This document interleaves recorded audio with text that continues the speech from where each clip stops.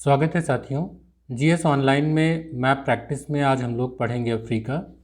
Africa महाद्वीप क्षेत्रफल व जनसंख्या दोनों ही दृष्टि से एशिया के बाद विश्व का दूसरा सबसे बड़ा महाद्वीप है।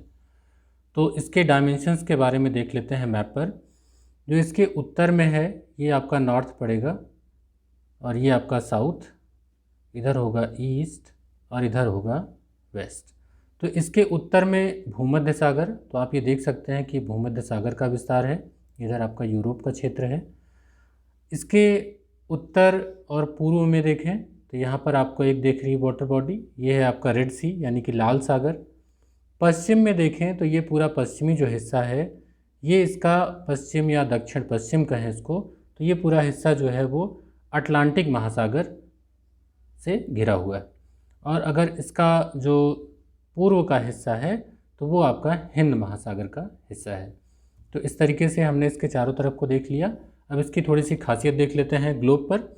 तो अफ्रीका एक ऐसा एकमात्र महाद्वीप है जहाँ से कर्क, मकर और विषुवत तीनों रेखाएं गुजरती हैं। तो कर्क मतलब 23.5 डिग्री जो नॉर्थ है वो आपका कर्क रेखा, वो भी आपके अफ्रीका से गुजरती है। जो भूमध्य रेखा यानी कि विषुवत रेखा है वो भी अफ्रीका से गुजरती है। और जो मकर रेखा है 23.5 डिग्री साउथ वो भी आपके अफ्रीका से गुजरती है। तो अफ्रीका एकमात्र ऐसा महाद्वीप है जहाँ से ये तीनों गुजरते हैं। एक बात और समझने वाली बात है कि महाद्वीप का जो विस्तार है वो पूरब, पश्चिम, उत्तर, दक्षिण चारों गोलार्धों में है। क्योंकि आप जानते हैं कि जो जीएमटी है, जो ग्रीनविच मीन टाइम है यानी कि 0 डिग्री देशांतर रेखा है, वो भी यहीं से गुजरती है अफ्रीका से। और आप देखें तो ये आपको इधर वेस्ट आपका पश्चिमी गोलार्ध हो जाएगा, ये आपका पूर्वी गोलार्ध हो जाएगा। और जबकि इक्वेटर जो है ये बांटती है, तो इक्वेटर के नॉर्थ में आपका ये उत्तरी गोलार्ध हो जाएगा और दक्षिण में दक्षिणी गोलार्ध हो जाएगा। यानी कि चारों गोलार्धों में अफ्रीका महाद्वीप पाया जाता है, चाहे वो उत्तर दक्षिण हो, चाहे वो पूरब पश्चिम हो। तो इस तरीके से हम देखते हैं कि अफ्रीका महाद्वीप चारों गोलार्धों में पाया जाता है। थोड़ा सा इसका और डिटेल जान लेते हैं। उत्तर में चलते हैं, यहाँ समझते हैं। एक है सिनाई पेनिनसुला। ये सिनाई पेनिनसुला जो है ये दरअसल एक स्थल संधि है। तो ये क्या है कि ये आपका एशिया का क्षेत्र है। एशिया के क्षेत्र को ये अफ्रीका से ये अलग करता है, तो इसके बीच में ही है। तो एशिया और अफ्रीका को कनेक्ट करने का काम जो है वो कौन सा करता है, तो ये है आपका सिनाई पेनिनसुला। एक चीज़ यहाँ पर और फेमस है ये आप जो लाल सागर देख रहे हैं और ये भूमध्य सागर है, यहाँ पर एक नहर से ये कनेक्ट होता है। तो मोस्ट फेमस है जिस नहर का आप नाम सभी जानते हैं, स्वेज नहर। ये है स्वेज नहर। तो स्वेज नहर को कनेक्ट कैसे करता है, कौन कौन सा पोर्ट है, इसको जान लेते हैं। तो भूमध्य सागर के तट पर जो इसका पोर्ट पड़ता है उसका नाम है पोर्ट सईद। जो लाल सागर के तट पर पड़ता है इसका नाम है पोर्ट स्वेज। यानी कि स्वेज जो है वो लाल सागर की तरफ है और पोर्ट सईद जो है वो भूमध्य सागर की तरफ है। और ये दोनों जो कनेक्ट करते हैं यही कहलाता है स्वेज नहर, और इस पर मिस्र का एकाधिकार है। तो इस प्रकार हमने यहाँ पर देखा।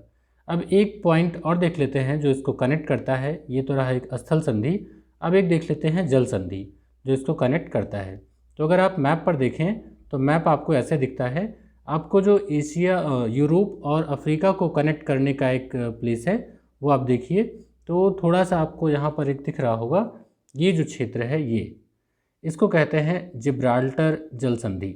तो जिब्राल्टर जल संधि का मतलब हुआ ये आपका भूमध्य सागर का क्षेत्र हुआ और ये आपका अटलांटिक सागर का क्षेत्र हुआ। तो यानी कि दो महासागरों को जोड़ रही है एक जल संधि, इसका नाम है जिब्राल्टर जल संधि।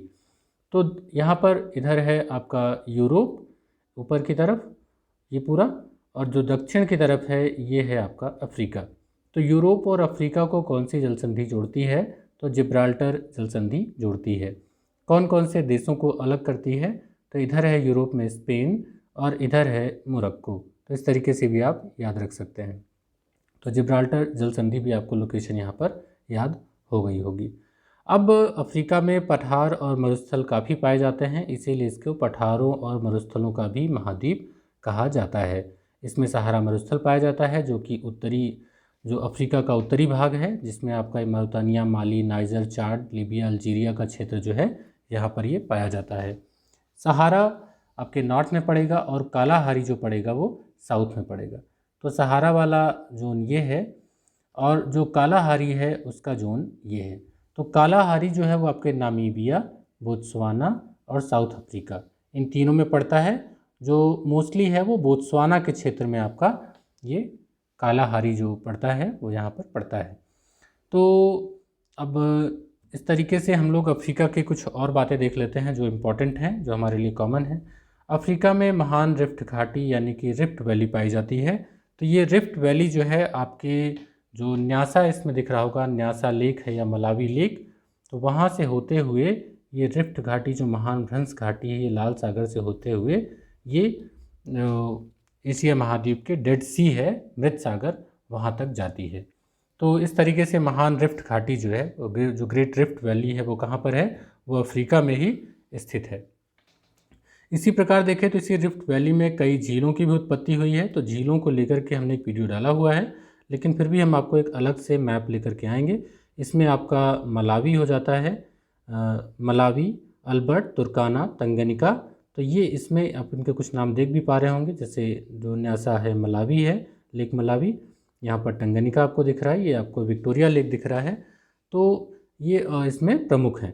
अब इसमें सबसे महत्वपूर्ण क्या है, जो लेक विक्टोरिया है इसकी खासियत, क्योंकि लेक विक्टोरिया जो है, विक्टोरिया झील, ये विश्व की दूसरी सबसे बड़ी मीठे पानी की झील है और अफ्रीका की सबसे बड़ी झील है विक्टोरिया, और ये अफ्रीकन ग्रेट लेक्स का भाग भी है। तो इसलिए विक्टोरिया से क्वेश्चन पूछा जाता है कि यहाँ से एक तो भूमध्य रेखा भी गुजरती है, दूसरा किन किन देशों में इसकी बाउंड्री है।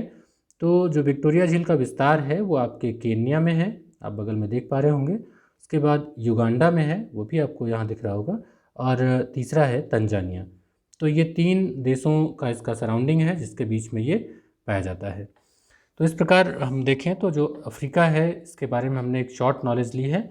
इसकी डिटेल अभी और भी है, इसमें फिजिकल फीचर्स हैं, इनके रिवर्स हैं, मतलब बहुत सारी चीज़ें हैं। तो इनको हम लोग अपने अगले वीडियो में देखेंगे ताकि आपको एटलस के जरिए आसानी से समझ में आ जाए। तो हम लोग इसमें फैक्ट लिख नहीं रहे हैं, आप इस वीडियो को देख करके बहुत सारी चीज़ें आपको रिवाइज हो जाती हैं और उसको फिर आप जब पढ़ते हैं तो आपको आसानी से समझ में आ जाता है। तो ऐसे ही हम लोग इस पर और भी फैक्ट देखेंगे। मिलते हैं अपने अगली वीडियो में, तब तक के लिए गुड बाय।